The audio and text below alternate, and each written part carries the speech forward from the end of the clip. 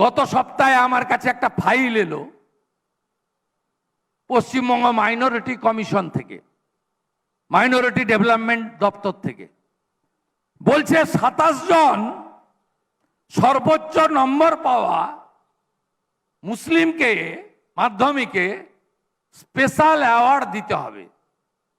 আমি আধিকারিককে জিজ্ঞেস করলাম যে এটা কি আগে দেওয়া হতো? না, বলছে এই বিগত 7-8 বছর দেওয়া হচ্ছে, আগে হতো না লেফটের সময়। আলাম মাইনরিটিস ডেভেলপমেন্ট ডিপার্টমেন্ট মানে কি? মাইনরিটিস ডেভেলপমেন্ট ডিপার্টমেন্ট মিন্স ভারতবর্ষের সংবিধান যাদেরকে মাইনরিটি বলেছে তারা কারা? তারা মুসলিম, তারা খ্রিস্টান, তারা জৈন, তারা বুদ্ধিস্ট, তারা পার্সি। এমন গ্রুপগুলোকেই মাইনরিটি বলা হয়েছে। আমি জানতে চাইলাম তাহলে শুধু মুসলিম কেন? আমি ফাইল রিজেক্ট করলাম। তোষণের রাজনীতিকে ছুঁড়ে ফেলে দিয়ে গত 9 মে রাজ্যে প্রতিষ্ঠিত হয়েছে বিজেপির সরকার। সবার জন্য নিশ্চিত হয়েছে সমানাধিকার আর সুশাসন। দায়িত্ব গ্রহণের পর 100 দিন পার করলেও তৃণমূলী তোষণের বিভীষিকা যেন কাটছে না রাজ্যের কোটি কোটি হিন্দুর মন থেকে। তারই মধ্যে মমতার নির্লজ্জ মুসলিম তোষণের আরেক নজির প্রকাশ করলেন রাজ্যের মুখ্যমন্ত্রী শুভেন্দু অধিকারী। শোনালেন কিভাবে কৃতি মুসলিম ছাত্রছাত্রীদের তোষণ করতে সংখ্যালঘুর দোহাই দিয়ে আলাদা পুরস্কারের ব্যবস্থা করেছিলেন মমতা বন্দ্যোপাধ্যায়। জানালেন সেই তোষণের ফাইল পত্রপাঠ ছুঁড়ে ফেলে দিয়েছেন তিনি। আমি বললাম কয়েকদিন আগে ধনধান্য অডিটোরিয়ামে আমি 1 থেকে 20 মাধ্যমিকে প্রথম হওয়া সকলকে আশীর্বাদ, শুভেচ্ছা, ফুল, মিষ্টি, ল্যাপটপ দিয়েছি। তার মধ্যে অনেকগুলি মুসলিম ছেলে মেয়ে ছিল যারা কৃতিত্বের সঙ্গে 1 থেকে 20-র মধ্যে চান্স পেয়েছে। তাহলে আলাদা করে আবার 27 জনকে আমি দেব কেন? এটা হচ্ছে অ্যাপিজমেন্টের স্টাইল অফ ফাংশনিং। একবার ভেবে দেখুন, ছাত্র বা শিক্ষকের কোনো ধর্ম হয়? মেধার কোনো জাত হয় কি? তারপরেও নিজেদের ব্যর্থতা ঢাকতে মমতা কখনো ইমাম ভাতার নামে মুসলিমদের হাতে তুলে দিয়েছে নগদ, কখনো সংরক্ষণের নামে তুলে দিয়েছে ভুয়ো কাস্ট সার্টিফিকেট, যে সার্টিফিকেট ইতিমধ্যেই বাতিল করেছে আদালত। আর এতে হিন্দুরা যতক্ষণ না ক্ষতিগ্রস্ত হচ্ছে তার থেকে বেশি ক্ষতিগ্রস্ত হয়েছে খ্রিস্টান, বৌদ্ধ, জৈন, পার্সির মতো অন্য সংখ্যালঘুরা। তাদের প্রাপ্য মুসলিমদের ভেট দিয়েছে মমতা। শুধু এই ঘটনাই নয়, মুসলিম তোষণের আরও একাধিক নজির তুলে ধরলেন মুখ্যমন্ত্রী। আপনি কোন আরব কান্ট্রিতে, যারা মুসলিম কান্ট্রিতে এই রকম মাইকের আওয়াজ পাবেন? আপনি বলুন তো, 56টা মুসলিম কান্ট্রি রয়েছে, এরকম হিউজ মাইকের আওয়াজ, আনলিমিটেড। আমি বললাম মাইক বাজান, হিন্দু হন, মুসলিম হন, যেই হন, প্রিমিসেসের মধ্যে রাখুন সাউন্ড। কেন বাইরের লোককে আপনারা ডিস্টার্ব করছেন? কেন বাইরের লোককে করছেন? কোন মুসলিম কান্ট্রিতে হয় না। এমনকি মুসলিম তোষণ করতে, সনাতনীদের অপমান করতেও যে মমতা বন্দ্যোপাধ্যায় পিছপা হয়নি তা মনে করান শুভেন্দুবাবু। বলেন, এই যে স্টাইল অফ ফাংশনিং, অ্যাপিজমেন্ট, আপনি ভাবতে পারেন আগের মুখ্যমন্ত্রী 66 কোটি সনাতন গেছে স্নান করতে, শুধু বিজেপির লোকেরা নয়, গোটা পৃথিবীর হিন্দুরা এসে স্নান করেছে প্রয়াগরাজে। আস্থা অনেকেই গেছে যারা বিজেপি নয়।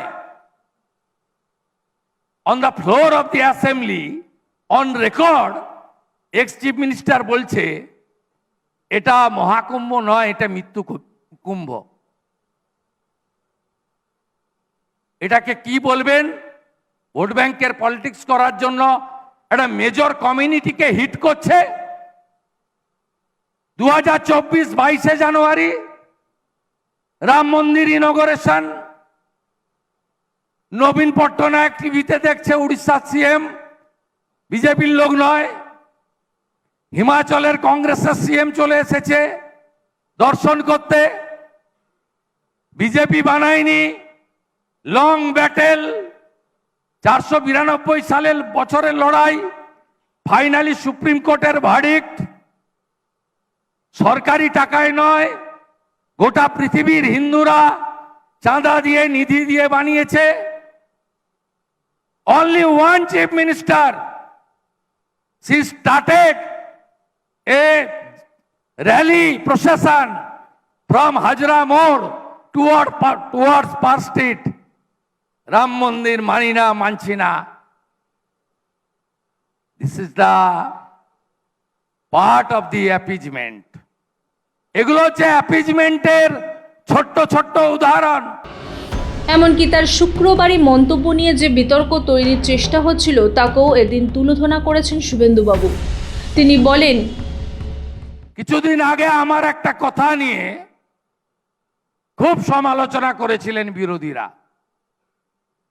প্রাক্তন মুখ্যমন্ত্রী, উনি তো এখন ফেসবুকেই আসেন, বলেছিলেন যে শুক্রবার তো শুধু একটা নির্দিষ্ট ধর্মের লোকেরা প্রেয়ার করে তা নয়, সন্তোষী মারও দিন বলেছিলেন। আরে প্রাক্তনকে আমি বলতে চাই আপনাদের ওপেন ফোরাম থেকে, শুক্রবারটা তো আমি বলিনি, আপনি বলেছেন। যখন বেলডাঙ্গাতে পরপর 3 দিন এনএইচ আটকে রাখা হয়েছিল, রেল লাইন আটকে রাখা হয়েছিল, আপনারা জানেন যে বেলডাঙ্গা হচ্ছে একটা বড় জাংশন, নর্থ ইস্টার্নের গৌহাটি পর্যন্ত, এমনকি বাংলাদেশ কানেক্টিং রেল সবটা ওখান দিয়ে যায়, নর্থ ইস্টার্নের করিডোর, নেপাল ভুটান সব ফ্রেট যায় ওখান দিয়ে।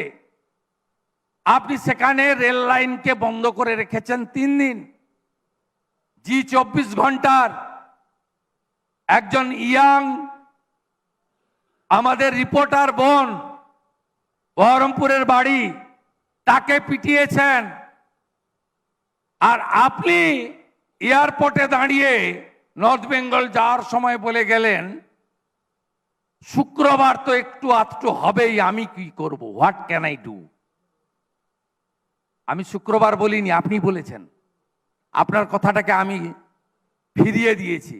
আমি সব সময় বলতাম, চিরদিন কাহারও সমান নাহি যায়।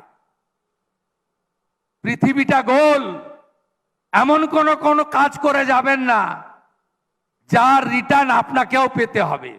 তোষণ রাজনীতির অভিশাপ কাটিয়ে এখন সবার জন্য সমান সুযোগ নিশ্চিত হয়েছে পশ্চিমবঙ্গে। জাতি ধর্ম নির্বিশেষে সবার জন্য নিশ্চিত হয়েছে সুশাসন। এদিনের বক্তব্যে তাও তুলে ধরেন শুভেন্দুবাবু। আপনার কি মনে হয়, ধর্মের নামে এই বিভাজনের রাজনীতি কি আর মেনে নেবেন সাধারণ মানুষ, নাকি উন্নয়নের পথকেই বেছে নেবেন তারা? আপনার মত কমেন্ট করে অবশ্যই জানান। ভিডিওটি ভালো লাগলে লাইক ও শেয়ার করুন, সঙ্গে থাকতে সাবস্ক্রাইব করুন আমাদের চ্যানেলটি। ব্যুরো রিপোর্ট, মাধ্যম।